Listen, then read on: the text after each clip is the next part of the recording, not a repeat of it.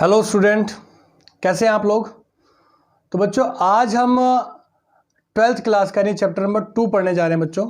और इस chapter number 2 के अंदर हम इन्वर्स फंक्शन ऑफ ट्रिग्नोमेट्री पढ़ेंगे, यानी इन्वर्स की कंडीशन जो ट्रिग्नोमेट्री पे अप्लाई होगी। तो आज हम इसके बारे में डिस्कस करेंगे। पहले तो आज की जो क्लास है उसमें हम इंट्रोडक्शन के बारे में डिस्कस करेंगे कि ये क्या है, कैसे काम कर रहा है, इसकी कंडीशन क्या है। फिर जैसे भी पॉसिबल होगा, जितना भी कवर होगा वो कवर करते हुए इसकी ग्राफिकल फॉर्म के बारे में जानेंगे। फिर प्रिंसिपल वैल्यू के बारे में जानेंगे, इसकी ब्रांच वैल्यू के बारे में डिस्कस करेंगे। फिर फॉर्मूले कैसे बने हैं, क्या उसका लॉजिक है, किस तरह से उसे कनेक्ट किया गया है और क्या उसका पार्ट होता है, इन सभी चीज़ के बारे में हम डिस्कस करेंगे। और आगे बढ़ने से पहले बच्चों आप लोगों से एक रिक्वेस्ट है कि अगर वीडियो अगर अच्छी लगती है तो लाइक, सब्सक्राइब और शेयर करना ना भूलें।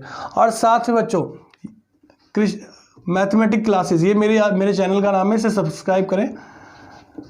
मैथमेटिक्स क्लासेस बाय, या सीधा लिख सकते हैं आप कृष्ण कुमार सिंह, इस नाम से मेरा चैनल है, इसे सब्सक्राइब कर लें, जिसमें कि कमिंग वीडियो की अपडेट आपको टाइम टू टाइम मिलती रहे और आप अपनी स्टडी बिना रुके ढंग से कर सकें। आपको बता दूं बच्चों, कोरोना वायरस की प्रॉब्लम बहुत ज़्यादा हो रखी है और अभी स्कूल खुलने के कोई चांस नज़र नहीं आ रहे हैं, तो स्टडी कहीं सफ़र ना हो, इसलिए ये मेरी तरफ से एक मुहिम है, एक तरह से मेरी तरफ से एक कोशिश है जो कि आप लोग एक अच्छी स्टडी कर सके इन वीडियो की हेल्प से। तो वीडियो स्टार्ट करते हैं, चलिए। तो आज हम पढ़ेंगे इन्वर्स ट्रिग्नोमेट्री फंक्शन। आज हम पढ़ेंगे इन्वर्स ट्रिग्नोमेट्री फंक्शन। तो इन्वर्स ट्रिग्नोमेट्री फंक्शन के अंदर बच्चों इन्वर्स ट्रिगो फंक्शन, इसमें तीन चीजें हैं बच्चों। अगर हम इन्वर्स ट्रिग्नोमेट्री फंक्शन की बात करें तो ये तीन चीजों से बना हुआ है।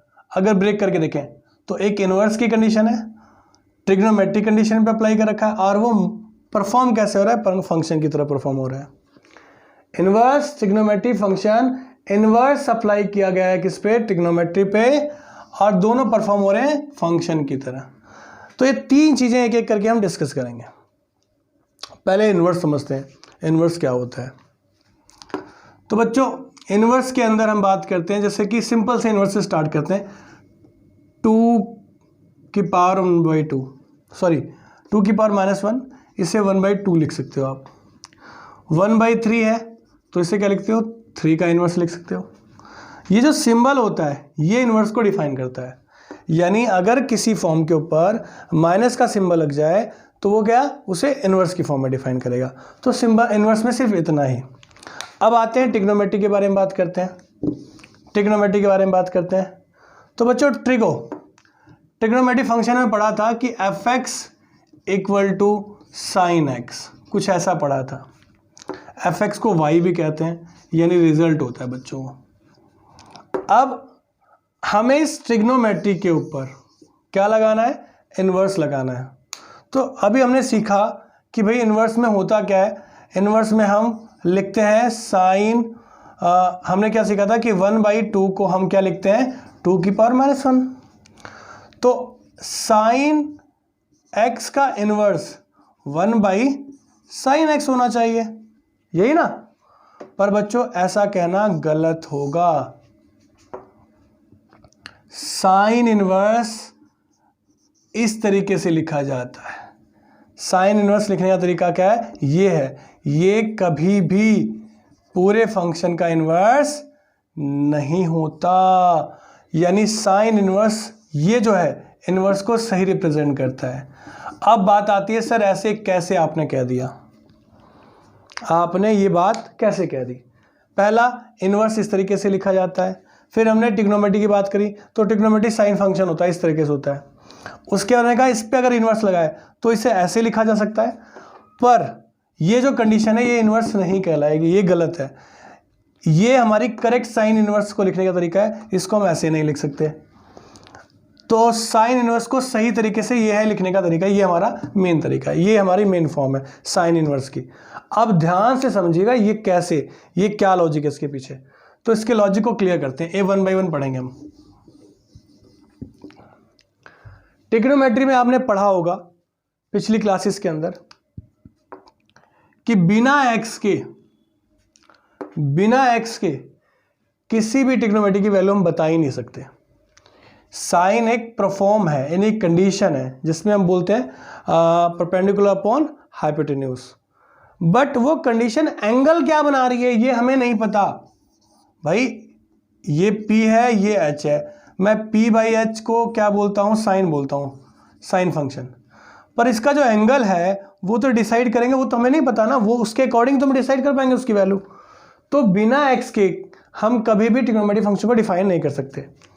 अब ध्यान से सुनिएगा, यहां मैं इसको क्लियर करते हुए आगे बढ़ रहा हूं और इस कंसेप्ट को एकदम बढ़िया से डिस्कस करेंगे। हाँ, fx लिया बच्चों मैंने, साइन x, ठीक है। मैं यहां वैल्यू डाल रहा हूं, मुझे पता है कि ट्रिग्नोमेट्रिक कंडीशन में, सॉरी एक सेकेंड,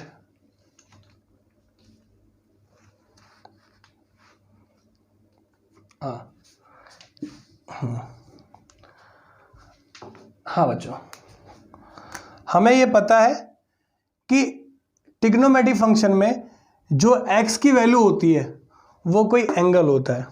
क्या होता है? एंगल होता है। हमने ये भी पढ़ा है कि ट्रिग्नोमेट्री में जो एंगल की कंडीशन होती है वो एक्चुअल में तो 0 से 90 होती है, पर राउंड करके वो कितनी भी हो सकती है, मगर वैल्यू जो होती है 0 से लेकर 90 तक की एक्चुअल वैल्यू होती है, उसकी बाद की वैल्यू बस प्लस माइनस होती है एज अकॉर्डिंग द क्वाड्रेंट, बस इतना ही फर्क होता है। तो यहाँ पर मैं सपोज करता हूँ कि मैं π/4 डाल रहा हूँ, यानी 45 डाल रहा हूँ, तो साइन π/4 कितना होता है? 1 होता है। क्या होता है? 1 होता है। ये साइन π/4 की वैल्यू मिल गई, यानी फंक्शन में ये हमारा इनपुट है और रिजल्ट 1 है, ठीक है। अब मैं कहता हूं कि भैया साइन x 1 है, साइन x क्या है? 1 है, देन x की वैल्यू क्या होगी? देन वैल्यू ऑफ x बताइए, वैल्यू ऑफ x बताइए। तो इस केस के लिए हम x को यहीं छोड़ेंगे और ये x इधर ले जाकर हम इनवर्स लिख देते हैं। एक और इंपॉर्टेंट बात बच्चों, ये ध्यान रखना है आप लोगों ने कि केवल साइन इधर जाएगा और कभी भी साइन, देखो साइन x इक्वल टू 1 बताया तो इसको ऐसे मत लिख लेना कभी और ऊपर ले जाके ऐसे, ये लिखना गलत हो जाएगा। ये क्या होगा? गलत हो जाएगा। यानी इस तरीके से हम किसी फॉर्म को लिखेंगे नहीं बिना एंगल के। टिग्नो की चाहे इन्वर्स कंडीशन हो चाहे जनरल कंडीशन हो, पॉसिबल ही नहीं है। इसीलिए हाँ, इसको लिखने का जो तरीका है, अगर प्रॉपर फॉर्म में बात करें तो अगर मुझे साइन x इक्वल टू 1 दिया है तो इसमें इन्वर्स लगाने का जो तरीका है हम करेंगे multiplying sign inverse with both side. ऐसा करके हम कंडीशन में इन्वर्स लगा सकते हैं। अब ये साइन इन्वर्स और साइन रिमूव हो जाएगा और आपके पास साइन इन्वर्स 1 आ जाएगा, ठीक है। तो साइन इन्वर्स का जो तरीका है बच्चों ये क्लियर हो गया। कुछ इस तरीके से लिखा जाएगा, यानी साइन इन्वर्स के साथ, इन्वर्स यहाँ होगा, एंगल में कुछ होगा। और हाँ, अब आपको और क्लियर कर दूं, ट्रिग्नोमेट्री और इन्वर्स ट्रिग्नोमेट्री में डिफरेंस ये क्लियर कर दूं। पहले तो ये आपकी फॉर्म्स है, इसे नोट कर लीजिएगा। तो इन्वर्स इस तरीके से लिखा जाता है, यानी साइन के ऊपर जो माइनस लगेगा सिर्फ साइन के ऊपर, एंगल अलग कंडीशन है, ये ध्यान रखिएगा। तो अभी हम इसके ऊपर आगे बढ़ते हैं। तो मैं एक बार साइन और इन्वर्स में, यानी दोनों में डिफरेंस क्लियर कर दूं। देखो, साइन के अंदर हम एंगल पुट करते हैं। क्या पुट करते हैं? एंगल पुट करते हैं, ठीक है। एंगल क्या करते हैं? हम पुट करते हैं और रिजल्ट क्या आता है? वैल्यू आती है। जैसे हमने क्या कहा था, π/4 कहा, तो साइन π/4 क्या आया? 1 आया। मैंने एंगल पुट किया वैल्यू आई, इनवर्स में वैल्यू पुट करेंगे और एंगल आएगा। ये ध्यान रखेंगे, इस पे क्वेश्चन एग्जाम में आते हैं, ये ध्यान रखेंगे आप। ट्रिग्नोमेट्री फंक्शन में इनपुट क्या होगा, एंगल, और वैल्यू क्या होगी, सॉरी रिजल्ट क्या होगा, वैल्यू। इनपुट क्या होगा, एंगल, रिजल्ट क्या होगा, वैल्यू। और इनवर्स में इनपुट क्या होगा, सॉरी यहाँ 2 है बेटा, ये π/4 1/√2 होता है, सॉरी इसको करेक्ट कर लीजिएगा, अभी ध्यान आया मुझे। साइन इनवर्स 1 π/2 होता है। तो कहने का सीधा मतलब है कि ट्रिग्नोमेट्री फंक्शन के अंदर इनपुट होता है एंगल और रिजल्ट होती है वैल्यू, और यहाँ पर क्या होता है, इनपुट होता है वैल्यू और रिजल्ट क्या होता है, एंगल। इस बात का ध्यान रखेंगे।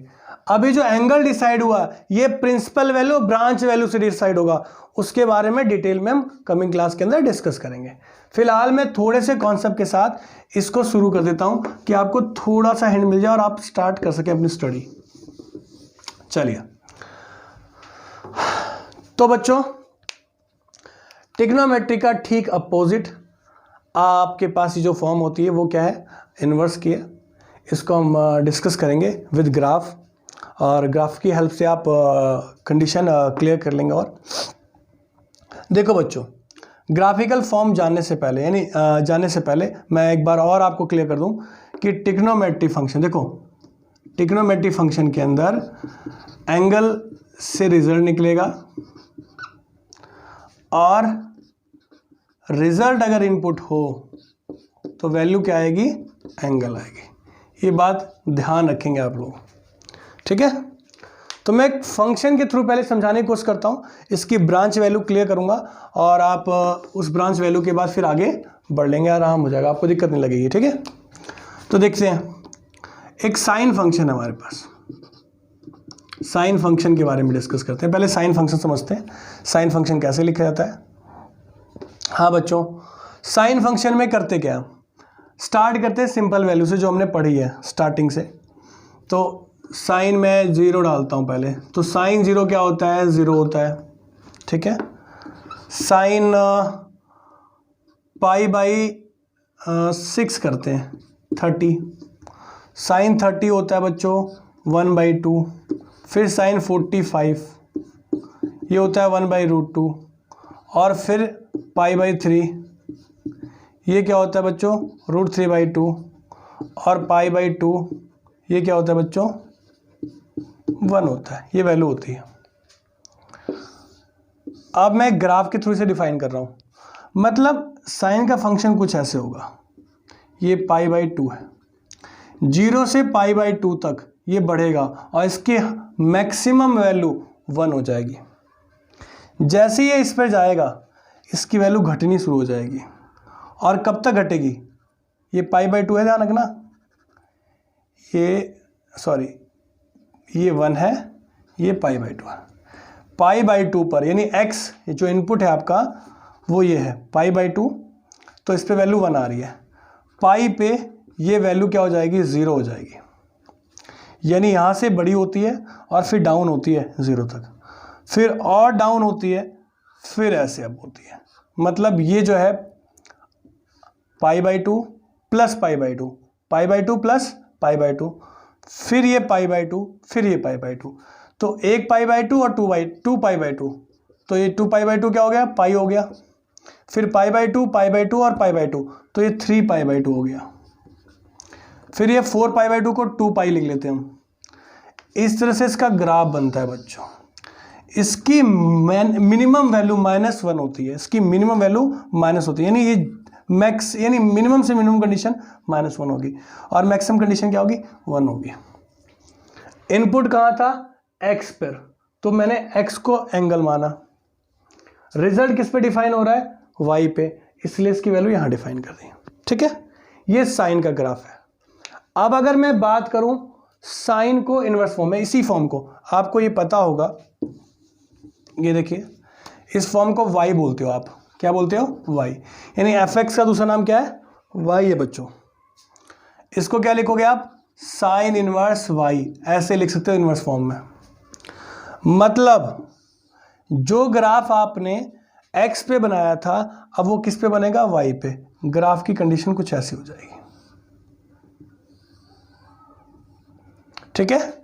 जो ग्राफ आपने इस पे बनाया था वही ग्राफ यहां पर आएगा, यानी सेम ग्राफ, क्योंकि अब रिजल्ट किस पे कंडीशन शिफ्ट होगी, उस पे शिफ्ट होगी ना। अब अगर इस पे शिफ्ट हो जाती है, अगर इस पे शिफ्ट हो जाती है तो रिजल्ट क्या होगा, यहां पर क्या होगा 1 और यहां क्या होगा -1, ठीक है। देखो बच्चों, एक सिंपल सी बात है, मेरे को यहाँ थोड़ी छोटे छोटे पॉइंट्स क्लियर कराने, मैं इसको कराने से पहले एक थोड़ी छोटी बात बताता हूँ। साइन 0 पे 0 होता है, साइन पाई पे 0 है, साइन 2 पाई पे 0 है, साइन -पाई पे 0 है, साइन -2 पाई पे 0 है।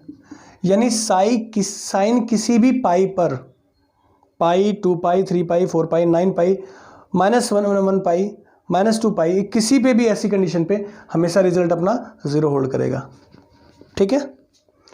और मैक्सिमम होल्ड किस पे करेगा, π/2 पे।